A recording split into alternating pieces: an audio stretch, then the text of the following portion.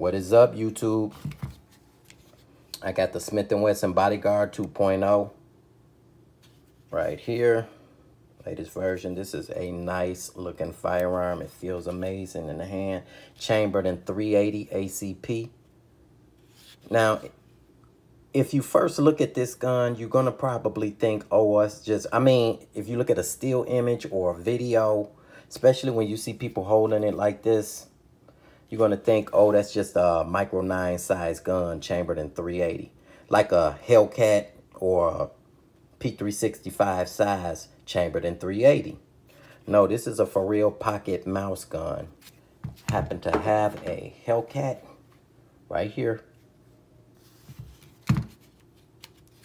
Here's the Bodyguard. Look at this. That's crazy. A gun this small and can shoot good. I mean, great. This little gun make the Hellcat seems like it's a subcompact. Here's a P365X.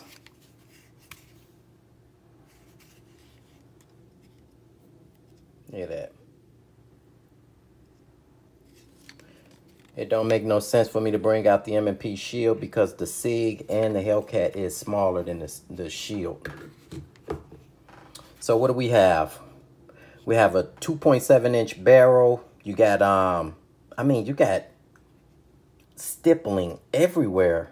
Stippling on these little index points right here.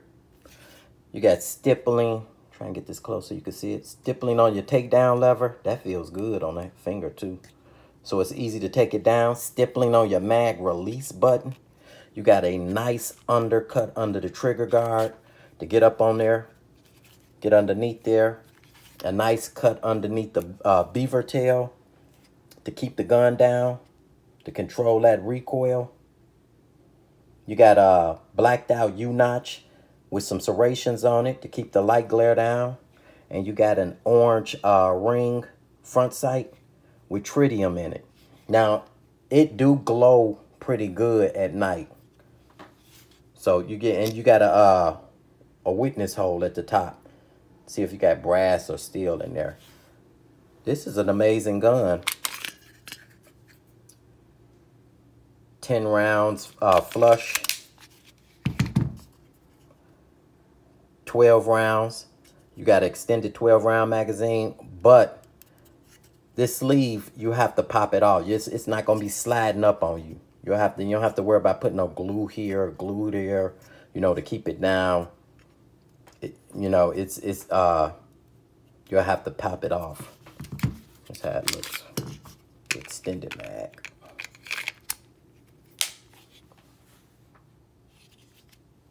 This thing feel good in the hand. It shoots great.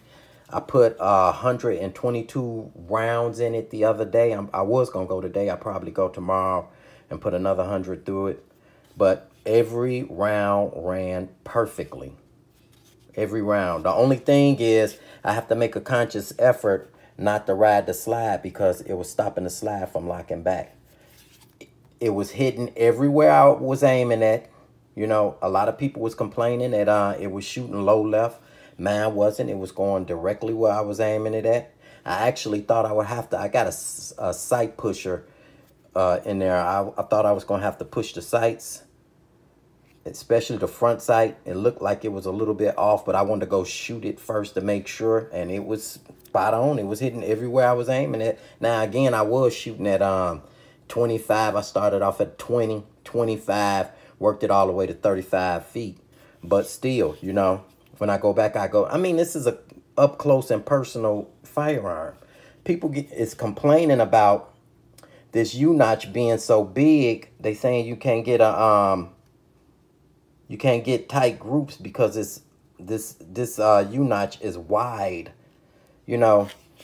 But I'm pretty sure Smith & Wesson thought of that.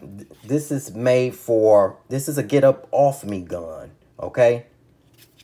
If somebody is attacking you, as soon as you see the orange, go to work. That's what these sights are made for, in my opinion. Now, just in case it takes down exactly like an M&P Just drop that, release. This one you do have to squeeze the trigger.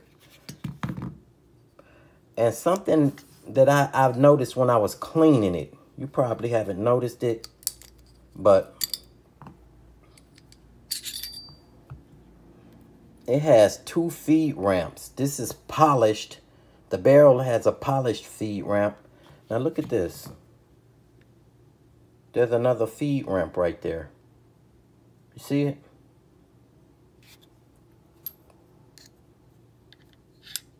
I thought that was interesting.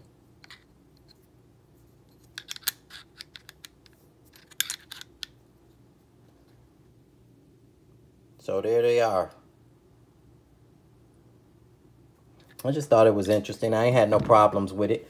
I only shot the okay, and putting it back together is just the reverse of what you did. Taking it apart. Now, people have been complaining about this being stiff. I was one of them too.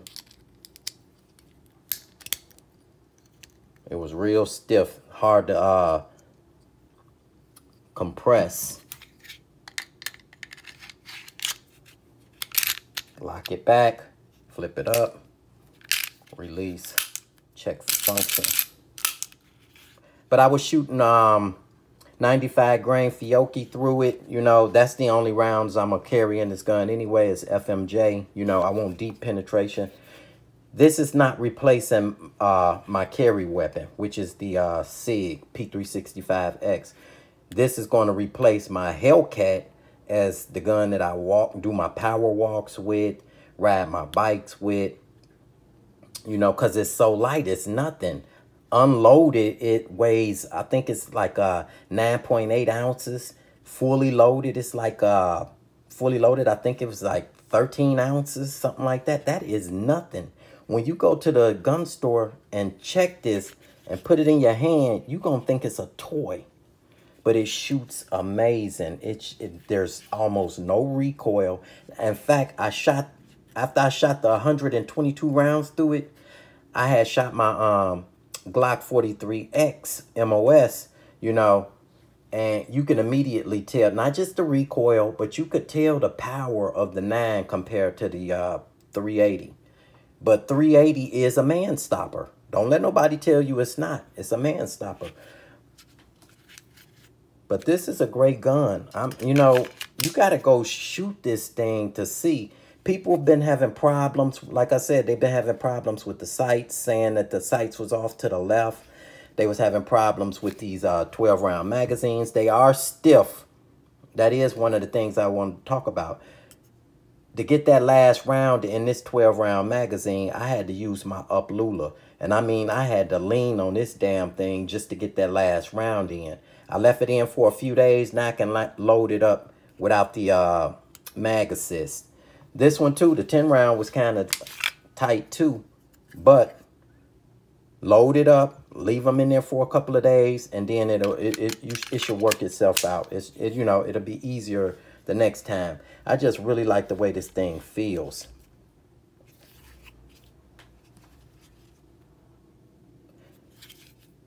I had to have you know, this gun reminds me kind of the M&P Shield when it first came out. When that gun came out, everybody had to have one. It was the new hotness. And then the P365, when it came out, even though the SIG had some problems, you know, when it first came out, people still had to have it. You know, I think to this day, it's still the #1 selling firearm in this country. And that's what this one reminded me of, because it was so hard for me to get this. Everywhere I went, it was sold out. Cabela's, I mean, I seen it online for like $3.99, which is $400. But Cabela's, Dunham's, everywhere it was sold out. Both this and the manual safety version. This is the non-manual safety version. The manual safety version going to have an ambidextrous manual safety, and it's going to have the same texture on it. But both of them were sold out. You know, I went 5 places. The last place is the gun store that I normally go to shoot. Now, they had two of them in there. I don't buy guns from them because they overcharge people. Now, they had a manual safety version and this one, the non-manual safety version. It was a guy following me in there. You know, I guess I got there before he did, but I wanted to see the manual safety and this one. And when I was checking them, the manual safety, it was hard to engage the safety, pushing it up. I mean, it was real stiff to push it up. But it was easy to disengage it, you know. But I didn't want that. I wanted the manual safety version. Well, the guy behind me, I can hear one of the store clerks talking to him, and they were saying, well, that guy just got the last non-manual safety version. And I knew they had to be talking about me, you know. So he said he didn't want the manual safety. And he came over there and I heard them whispering or whatever. And he came over there and tapped me on the shoulder and asked me, could he offer me $40 to swap with him, you know, because they was running my information, you know, in the FBI information. And I said, no, I don't want the manual safety. He said, I'll give you 50. He started running some story. I don't even remember. I said, nah, bro, I don't want the manual safety version. So he had said he didn't want it. He said, screw it, you know, I'll take the manual safety. Well, when he was walking back to go get it, him and the guy that was helping him, it was another clerk helping a woman, and she did want that manual safety version. So by the time he got over there, they was already, and then the other clerk was talking to the clerk that was helping him, and he told him, listen, y'all said y'all didn't want it, you know, and he was signing her up for it. You know what I'm saying? What I'm saying is, that's how hot these things is.